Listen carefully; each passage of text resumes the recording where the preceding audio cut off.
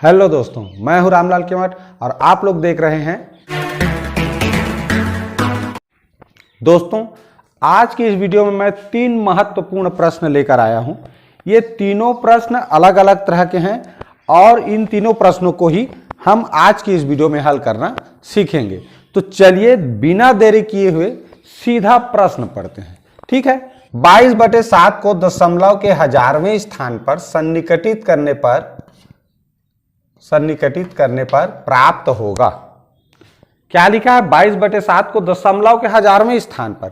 इसका मतलब क्या है? हमको पहले 22/7 को दशमलव वाली संख्या में बदलना होगा, तभी तो हजारवां स्थान प्राप्त होगा।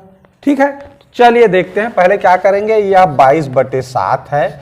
ये 22/7 में ऊपर का जो संख्या होता है वो क्या होता है? भाज्य होता है, और नीचे वाला क्या होता है? भाजक होता है। तो पहले इसको हम भाग करेंगे, तभी तो दशमलव वाला संख्या प्राप्त होगा। तो ये हो गया हमारा 22। भाज्य को अंदर लिखते हैं, भाजक बाहर। चलिए भाजक का पहाड़ा पढ़ें। 7 तिया 21, क्या बचा हमारा? 1। उतारने के लिए और कोई संख्या नहीं है तो दशमलव लगाते हैं और 1 शून्य उतारते हैं। तो इस बार कितने बार जाएगा? 7 1 कम 7। क्या बचा शेषफल? 3। अब देखो दशमलव लगा चुके हैं तो 1 शून्य उतारते जाएंगे। 7 चौक 28। क्या बचा शेषफल? 2। अब दशमलव लगा चुके हैं इसलिए फिर शून्य उतारेंगे। 7 दूनी 14। अब क्या बचा? 6। फिर 1 शून्य उतारेंगे। 7 8 56। ये हो बचा शेषफल 4। ठीक, अब इसके बाद क्या करना है? अब हमने ये 4 अंक तक, दशमलव के बाद 4 अंक तक क्यों हल किया ये भी हमें पता होना चाहिए। चलिए देखिए, दशमलव के बाएं हाथ तरफ का अंक क्या कहलाता है? इकाई का अंक कहलाता है, यानी इकाई स्थान। इस स्थान का नाम क्या है? इकाई। उसके बाद दशमलव के ठीक बाद वाला को बोलते हैं दसवें, फिर सौवें, ये हजारवें और ये 10,000वें। ठीक है, प्रश्न में पूछा दशमलव के बाद हजारवें स्थान पर सन्निकटित करना है हमको। किसको? 22/7 को। तो जहां तक सन्निकटित करना रहेगा उसके एक स्थान आगे तक हमको हल करना रहता है। ठीक, अब क्यों करना रहता है अभी मैं बता रहा हूं। ठीक है, तो हमें हजारवें स्थान तक सन्निकटित करना है, लेकिन प्रश्न को हल करेंगे तो 10,000वें माने उसके बाद एक अंक और प्राप्त करेंगे। तो इस तरह हमें भागफल क्या मिला? 3.1428। अब हमको ये हजारवें स्थान तक सन्निकटित करना है, तो जहां तक सन्निकटित करना है वहां तक पहले लिख देना। हो गया? जहां तक सन्निकटित करने के लिए बोला है वहां तक पहले लिखना है संख्या को, उसके बाद को देखना है। उसके बाद अगर 5 6 7 8 9 इन पांचों अंकों में से कोई भी एक अंक है, तब हमको जिस स्थान में सन्निकटित करने के लिए बोला गया है हजारवें स्थान पर, तो उस हजारवें स्थान में 1 जोड़ देना है। तो 2 1 कितना हो गया? 3। 1 की 1 0.3 यानी 3.143 हमको आंसर प्राप्त हुआ। देखो इसमें किस में है? ये ऑप्शन ए वाला इस प्रश्न का राइट आंसर है।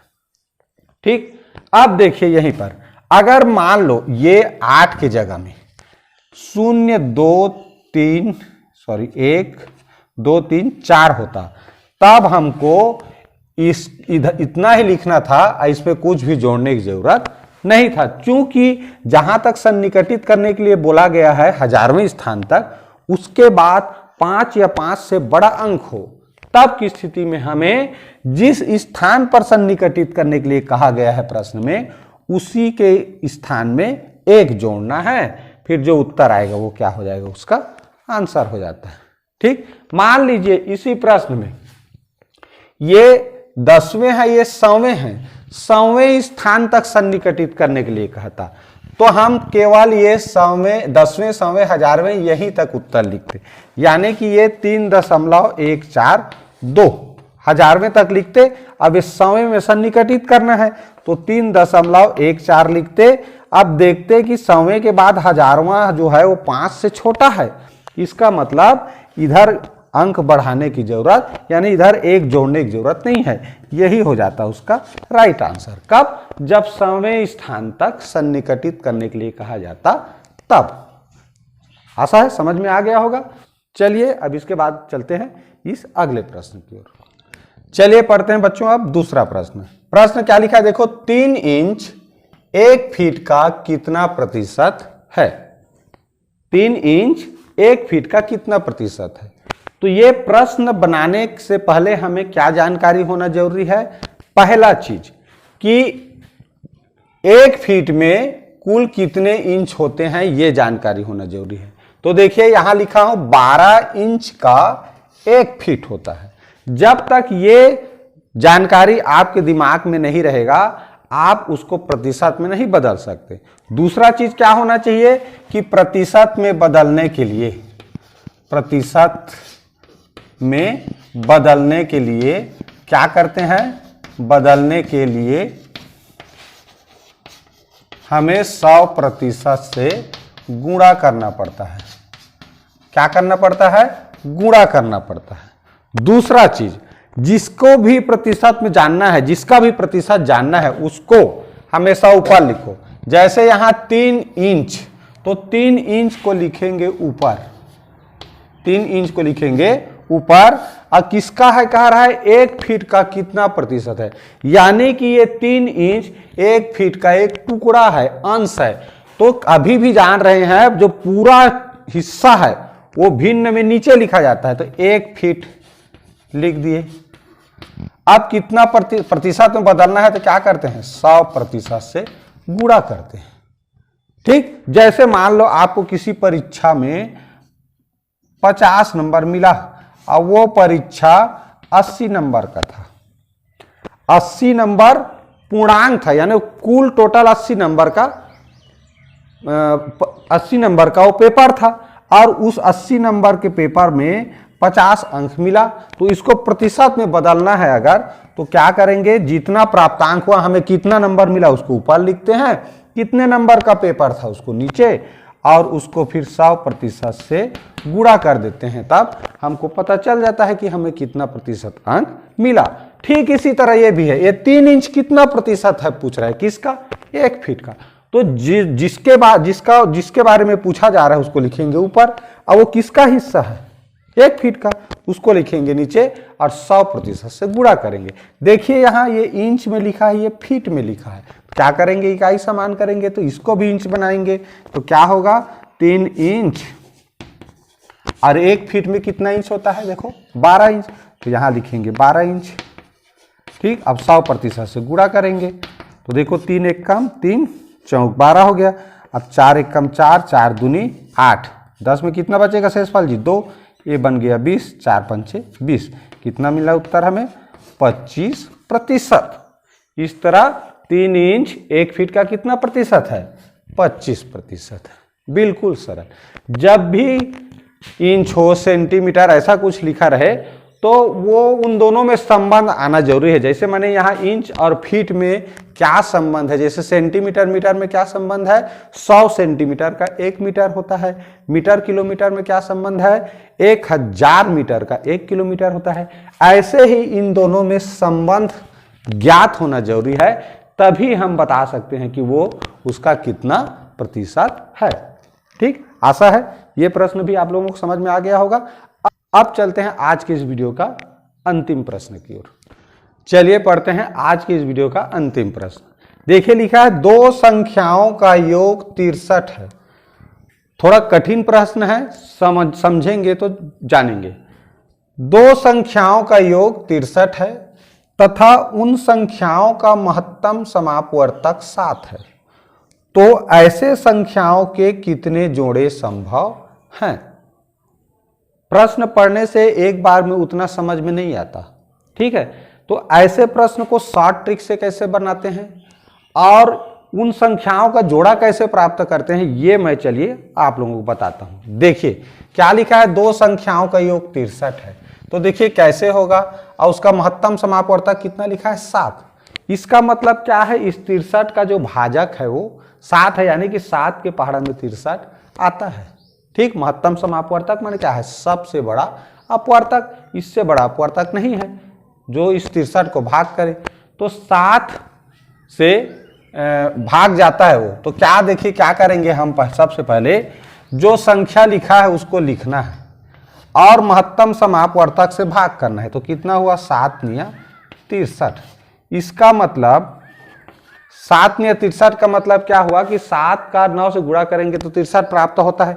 अब यहां लिखा है उन संख्याओं का, ऐसे संख्याओं का कि कितने जोड़े संभव है। तो देखिए अगर एक संख्या को 7 लेते हैं, 7 एकम 7, तो चूंकि 7 का 9 बार पढ़ा पढ़ने तो 63 आता है, तो एक संख्या को ले लिए तो दूसरा क्या होगा, 7 गुणित 8 होगा। तभी तो ये संख्या और इसको जोड़ो तो 9 हो रहा है ना। तो ये देखो 7 एकम 7 और 7 अट्ठे 56, तो 7 और 56 को जोड़ोगे तो 63 आ रहा है। यानी पहला जोड़ा क्या हो गया संख्या का, 7 और 56 है, जिसको जोड़ने पर 63 आता है। और 7 और 56 का महत्तम समापवर्तक भी 7 ही है, होता है ना, निकाल के देख लेना। अब देखो पहला संख्या अगर 7 दूनी 14 लेते हैं तो दूसरा क्या होगा, 7 सत्ते 49 होगा। दो संख्या इधर ले लिए, कुल 9 बार 7 को लेना है, तो 2 बार ले लिए, 7 दूनी 14, तो यहाँ 7 सत्ते, तो 7 और 2 9। देखो इसको जोड़ने पर 9 होना चाहिए, ये 8 1 9, 2 7 9, 3 6 9, 4 5 9, 5 4 9, तो ये डबल हो रहा है यहाँ पर, तो इसको हमको गिनना नहीं है। ठीक है, तो इस तरह जोड़ा बनेगा, इनका योगफल 63 हो रहा है। और यहां से देखो 5 और 4, 4 5 हुआ है, तो 5 4 35 और 28 कहें, 28 और 35, तो वही हो गया ना। तो इस तरह कुल कितना जोड़ा बना, 4 जोड़ा बना। तो इसका जो ये सी वाला आंसर है वो राइट आंसर है। अब मैं बता रहा हूं ये शॉर्ट ट्रिक्स के कैसे बनाएंगे। तो क्या करेंगे, जो भी दो संख्याओं का योगफल दिया है, जैसे 63 दिया है, इसका महत्तम समापवर्तक कितना है, 7, तो 7 में कितना हो गया, 63 आ गया। अब इस 9 को आधा करते बनेगा क्या, 9 का आधा करेंगे तो कितना मिलेगा, 4.5, यानी इस तरह देख लो, 2 चौक 8 बचेगा 1, दशमलव लगाएंगे तो 10 बन जाएगा, तो 2 पंचे 10, यानी 4.5 आएगा। तो दशमलव वाली संख्या के बाद को छोड़ दो, कितना आया, 4, तो 4 ही क्या हो गया, आंसर है। ठीक, मान लीजिए लिखा है कि दो संख्याओं का योगफल लिखा है 169, कितना लिखा है, इसी के जगह में यहां 169 लिखा है, मान लो मैं ऐसे लिख देता हूं, और यहां महत्तम समापवर्तक 13 लिखा है। कितना लिखा है, 13 लिखा है। उस कंडीशन में कितने जोड़े बनेंगे, तो क्या करना है, अभी बस जैसे बताया, 169 को क्या करना है, हमको 13 से भाग करना है। तो 13 एक कम 13, क्या बचा, 3 उतारेंगे 9, 13 तिया 39। अब ये 13 आया भागफल, इसका आधा करेंगे, 13 का आधा करेंगे अगर, तो क्या मिलता है जी, 6.5, यानी कि जो पूर्णांक संख्या है, दशमलव को उस पार को नहीं देखना है, ये पूर्णांक कितना संख्या कितना आया, 6, यानी 6 जोड़े बनेंगे। समझ आया। तो इस तरह के जब भी प्रश्न आते हैं, प्रश्न को अच्छे से पढ़ लीजिए। दो संख्याओं का योग दिया है और उन दोनों संख्याओं का महत्तम समापवर्तक दिया है, तो उससे भाग करना है। अब भागफल को आधा करना, आधा करने के बाद दशमलव की इस पार वाले ने दशमलव को बाद वाली यानी 10वीं संख्या को छोड़ देना है। इधर जो भी संख्या आएगा उतने ही जोड़े कुल बनते हैं। ठीक है, आशा है ये प्रश्न भी आप लोगों को समझ में आ गया होगा। और आज का वीडियो अगर अच्छा लगा होगा प्लीज पहले लाइक जरूर करना, साथ ही साथ कमेंट करके जरूर बताइए कि आज का यह वीडियो आप लोगों को कैसा लगा। शेयर करना बिल्कुल मत भूलिए। अगर मेरे चैनल में नए हैं तो सब्सक्राइब जरूर कर लीजिए। ठीक है, पूरा वीडियो देखें, इसके लिए बहुत बहुत धन्यवाद।